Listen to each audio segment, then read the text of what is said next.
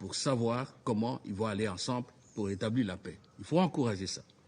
Madame la Présidente, Mesdames et Messieurs les ambassadeurs, quant à l'obligation de notification au comité de sanctions de l'acquisition et de la fourniture de certains types d'armes et munitions à la RDC, le gouvernement congolais, à la suite du message de notre chef de l'État, son Excellence Félix Antoine Tshisekedi Tshilombo, à la tribune de la 77e session ordinaire de l'Assemblée générale de l'ONU, le gouvernement réitère sa demande adressée au Conseil de sécurité par les biens du président du comité de sanctions de lever cette obligation injustifiée, humiliante pour la RDC et perçue, malheureusement, par le peuple congolais et ses dirigeants comme une stratégie d'affaiblir leur pays et de l'exposer à la merci de ses ennemis. Et nous avons cette perception pour les raisons ci-après. Premièrement, le régime de sanctions, vous dites bien le régime de sanctions, a été établi en 2004. Et à l'époque où la RDC était encore divisée en 3 entités dirigées par 3 gouvernements, dont 2 de gouvernements rebelles. Ce régime n'est plus justifié. Depuis les élections de 2006, les pays ayant été unifiés et ayant repris la vie républicaine d'un État normal, dirigé par un seul gouvernement national, élu par l'ensemble du peuple congolais et reconnu par la communauté internationale. On ne peut plus comprendre que le Conseil continue quelque part à traiter le gouvernement congolais comme celui d'un groupe rebelle et terroriste. Contrairement à ce que vous pensez, cette restriction a entamé l'honorabilité et la crédibilité de mon pays sur le plan international. Et ce n'est pas une vue de l'esprit. Il n'y a pas longtemps, moi je suis ministre des Affaires étrangères, je reçois des réclamations, des interventions. Il y a des transporteurs, il y a des banquiers qui ne veulent pas traiter avec nous parce que nous avons la saleté que les Nations Unies ont jetée sur notre pays. Deuxième raison, la RDC est un pays post-conflit qui doit organiser son armée, sa police et ses services de sécurité. Ce qui se passe au Kivu ne finira que quand nous aurons terminé la réorganisation de notre armée. La RDC fait face, vous le savez, en plus, aux forces négatives, au terrorisme islamiste. Elle ne peut pas réussir cette réorganisation ni éradiquer le terrorisme sans avoir la liberté et la facilité de doter ses forces de défense et de sécurité des équipements performants pour accomplir ses missions régaliennes. Aucun État à sa place ne ferait le contraire. Troisième raison, le renouvellement du leadership militaire de la RDC est en cours. Ceux qui suivent savent que le président Tshisekedi a amorcé depuis un temps les changements de leadership militaire dans notre pays. Il n'est pas fondé, il n'est pas juste d'imputer au nouveau chef de la FARDC les défauts et les fautes prêtées à leurs prédécesseurs accusés de collaborer avec les groupes armés.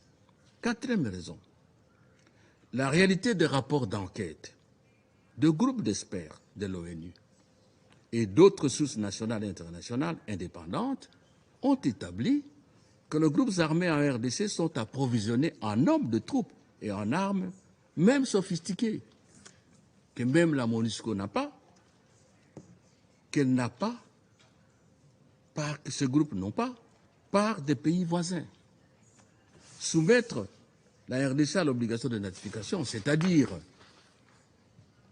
à la fois,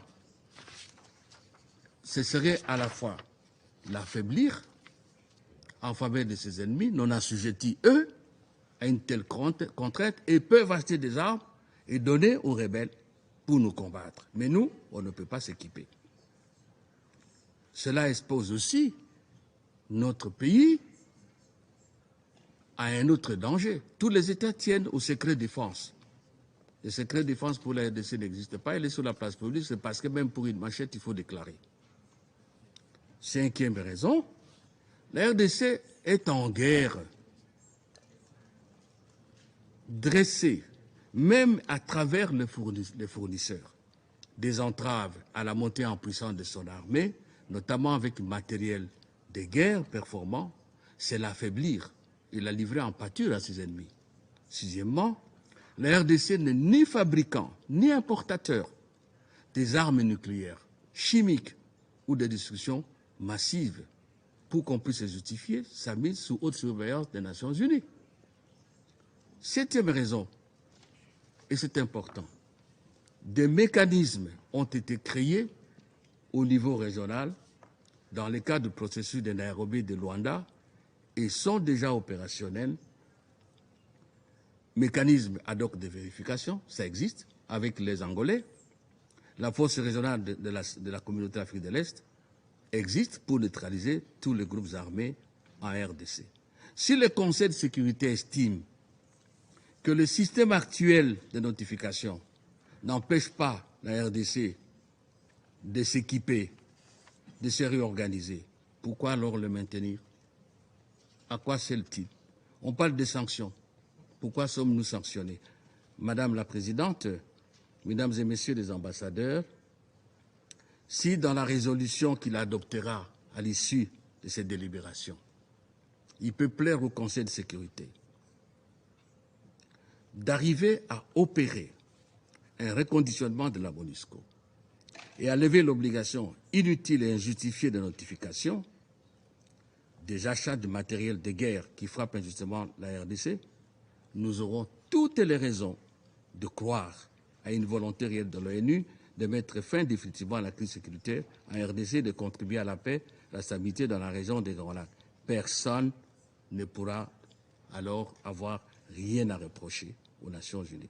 Il est nécessaire d'adopter une résolution d'apaisement plutôt que de surenchère. Je vais terminer. C'est le moment aussi de renouveler l'appel du Conseil de sécurité aux bailleurs de fonds bilatéraux et multilatéraux d'honorer leurs engagements à financer le programme de désarmement, démobilisation et relèvement communautaire et stabilisation afin de réaliser ce programme nécessaire à la réinsertion sociale des anciens combattants de groupes armés. Ce qui s'est passé à Nairobi, on en a parlé, je n'y reviens plus.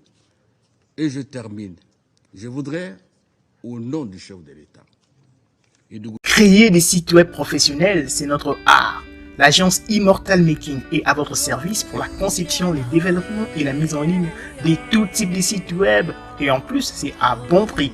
Qu'il s'agisse d'un site web de vente, un site web pour votre entreprise, votre ONG ou un site d'information, nous sommes l'agence qu'il vous faut. Nous sommes basés à Kinshasa sur l'avenue Kanda numéro 11, loin de la place Victoire, référence entre les avenues Kasavubu et Éthiopie. Pour tout contact, appelez-nous au plus 243 81 62 144 62. Plus 243 81 62 144 62.